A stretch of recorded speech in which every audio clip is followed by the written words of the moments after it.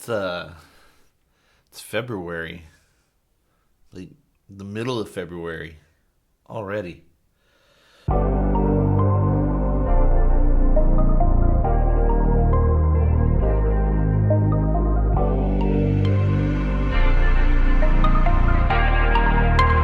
Brian Little. Japan!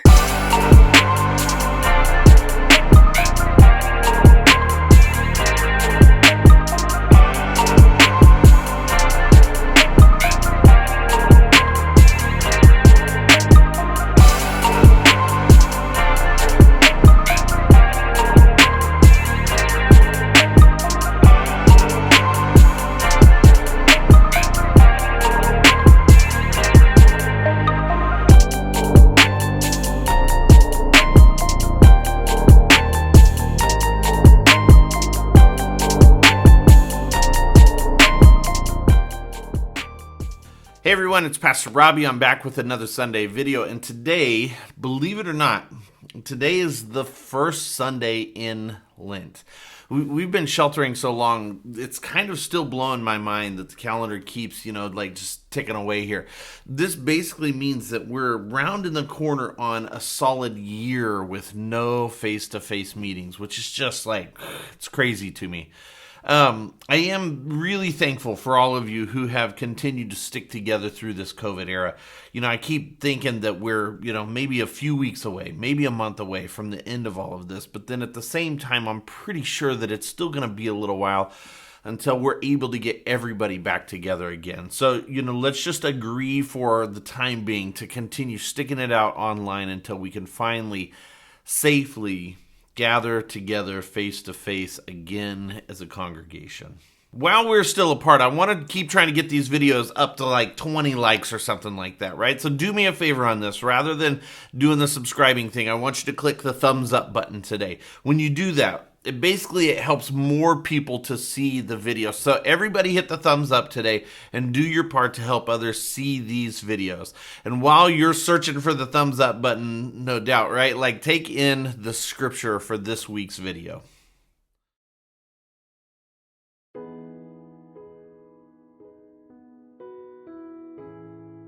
Then God said to Noah and to his sons with him, "As for me, I am establishing my covenant with you and your descendants after you, and with every living creature that is with you, the birds, the domestic animals, and every animal of the earth with you, as many as came out of the ark. I establish my covenant with you that never again shall all flesh be cut off by the waters of a flood, and never again shall there be a flood to destroy the earth." God said, "This is the sign of the covenant that I make between me and you and every living creature that is with you. For all future generations, I have set my bow in the clouds, and it shall be a sign of the covenant between me and the earth. When I bring clouds over the earth and the bow is seen in the clouds, I will remember my covenant that is between me and you and every living creature of all flesh. And the water shall never again become a flood to destroy all flesh. When the bow is in the clouds, I will see it and remember the everlasting covenant between God and every living creature of all flesh that is on the earth." God said to Noah, "This is the sign of the covenant that I have established between me and all flesh that is on the earth." The word of the Lord. Thanks be to God.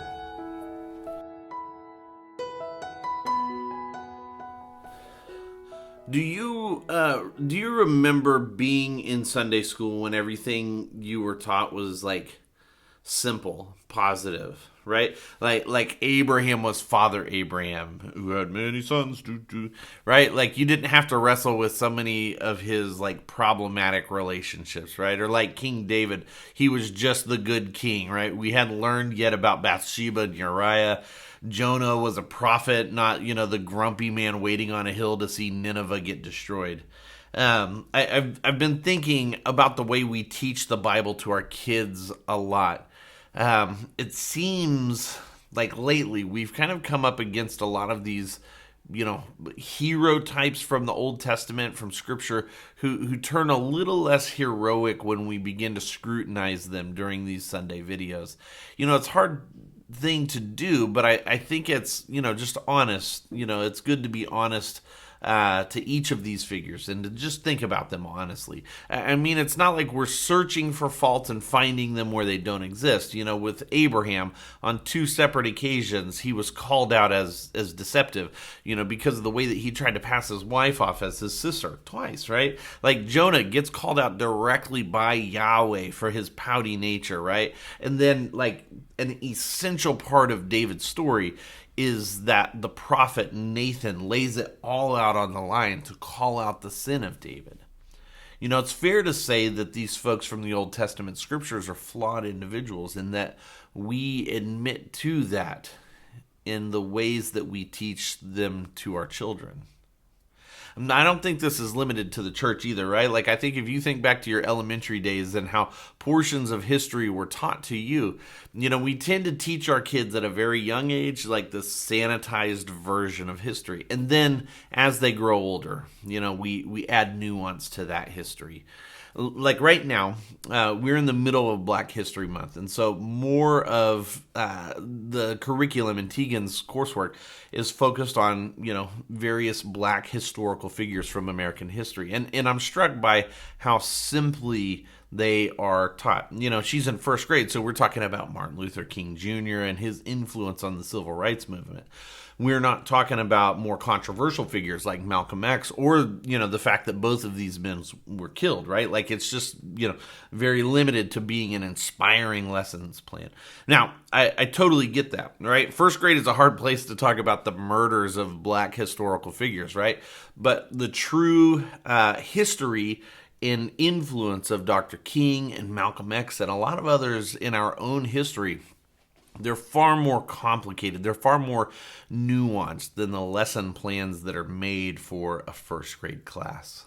What does that look like when we start to take a look deeper into these characters and stories from our shared histories? It can kind of go in a few different directions. Famously, maybe infamously, at this point, right? You've probably heard about the renaming of the schools in San Francisco and its flawed process. In case you don't know, San Francisco Unified School District is in the process of renaming 44 schools from historical figures and different places that are now deemed problematic to something, more befitting to today's diverse city. In this renaming process, you see a few of these directions that you can go in when you start digging deeper into the true story of a historical figure. The easiest ones are like the figures who are just actually problematic. Like I think it's probably okay to rename a school that's named for Thomas Jefferson. Sure, 3rd president of the United States on the good side, but also, a really notorious, awful slave owner and philanderer. In one part of his life, he's a well-known figure from an important moment of history, but then also, he probably doesn't need to be the namesake for a school. Some figures, though, are a little bit less problematic, but they lack a connection to the city of San Francisco. Paul Revere, where Tegan goes, right? They have some issues that reveal that they aren't, perfect people, right? But really, they just don't represent San Francisco of today. So if we name some of these schools after something that's more connected or symbolic to the city, that's probably fine too. But then eventually, you get around to the names that have people kind of scratching their heads a little bit. Abraham Lincoln, Roosevelt. As you read about it, it turns out that there are few people who know if the school Roosevelt is named for Theodore or Franklin.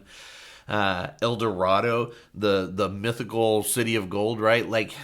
Even one that's deeply connected to the city of San Francisco, our own sitting senator and former mayor, Dianne Feinstein, right? Now, there are reasons for all of these names to be on this list, right? But not all of them are probably good reasons. For some, they feel like there's probably an agenda behind them. For others, we're just wrestling with the new wrinkles of the historical context that maybe we've just never really paid attention to before. We look at this from the non-church side, and, I'll be honest, it's probably easier to make some opinions about some of these figures from history, right? Like, there are all kinds of variables, like, depending on where you're at politically, you might have a differing opinion about some of these figures. In this specific example, right, race is obviously playing into a lot of the outrage that people are expressing. I've also found that school spirit is kind of a thing too. Like former students of Lincoln High really care about the name of that school. But in the process of this renaming, the people of San Francisco are also coming to grips with the fuller historical record of these figures. Sometimes the renaming committee has nailed it, right? Sometimes, though, they've missed the mark by a mile. And I think either way, we collectively are learning how to dig into what's true about these figures and about how well we know our identity as a city and as representatives of our public schools district. Now, for me, like, rather than trying to just dunk on the school district, which a lot of people are doing right now, I'd rather help revere, find a name that better fits them than the guy who, rode his horse yelling that people were coming, like the ultimate get a cell phone and the problem solved kind of a story. So to our scripture, here is a quaint reminder of God's love for us in the promise he makes to his creation. To never again destroy all life from the face of the earth in the same way again. It's a funny thing for me to kind of reflect on right now. Think of all the rainbow color sheets that are out there for Sunday school and children's church. It's all happy times in these pictures as the animals start coming out of the ark, blue skies, the bright sun is shining bright. Noah's looking on of everything approvingly. There's smiles all around. And it's just like, it's such a happy moment. And yet, all life has just been wiped off the face of the earth, Like, all the people are gone. All the animals, all the plants, gone. We teach our kids one part of that story when the real, full story is really something quite different. Here's the thing about Noah, aside from building of the ark and then writing out the flood. The one thing that we know about Noah is that whole, face down on the ground, naked, drunk, thing. And I'm not sure that we really think about that moment enough when we talk about Noah. On the one hand, Noah is a man of great faith. God sees it and asks Noah to build the ark in the first place, right? So, he is a man to celebrate for his faithfulness. But his faithfulness had a great cost as well. And where we tend to whitewash that moment of coming off the ark as joyous and a happy time, the reality was probably much different. That family had no idea where they were on the face of the earth. No idea. They knew that they had the only vessel capable of lasting that long in the flood. And so I assume that, they can put two and two together to recognize that they're the only ones left living on earth. And I'm guessing that first night on dry land, it's not all sunshine and daisies and happiness the way that we like to make it out to be. It was probably a little too quiet for them.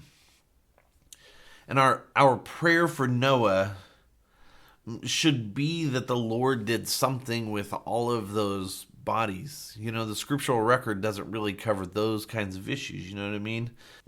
Which brings us to the covenant between Noah and Yahweh. It's hard to see the covenant as anything other than good, ultimately. The promise is that the people would never be wiped off the face of the earth again. I'm okay with that, right? That's you and me that we're talking about. But when we look at the historical record of this a bit more closely, and we consider the path that Noah travels down from this point forward, I want us to recognize that there is a cost when it comes to following the Lord. Noah was given this great responsibility to become like the second Adam, to repopulate the earth with this promise. But Noah also had with him the memory of what God had done to wipe the slate clean. And we see the toll that knowledge took on Noah. The promises of God are good, right? But let's not pretend that the promises of God also come with like an eraser for the path that we travel to receive those promises. For Noah, that promise was also filled with the lament for those who were lost.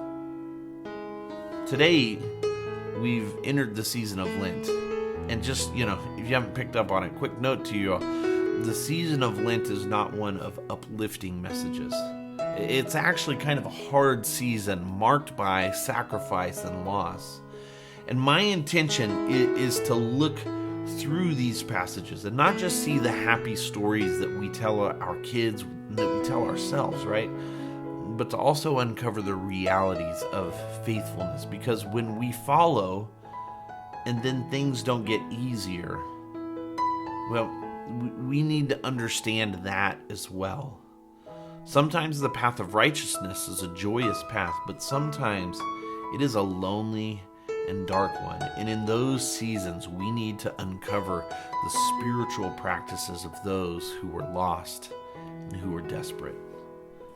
Now, I'm not saying go out and get drunk and naked like Noah, right? But let's use Noah and not just see the picture of happiness that we show to our children, but let's also see the struggle of Noah to cope with faithfulness. And in that exploration, may we find that there is solidarity in those dark times as well.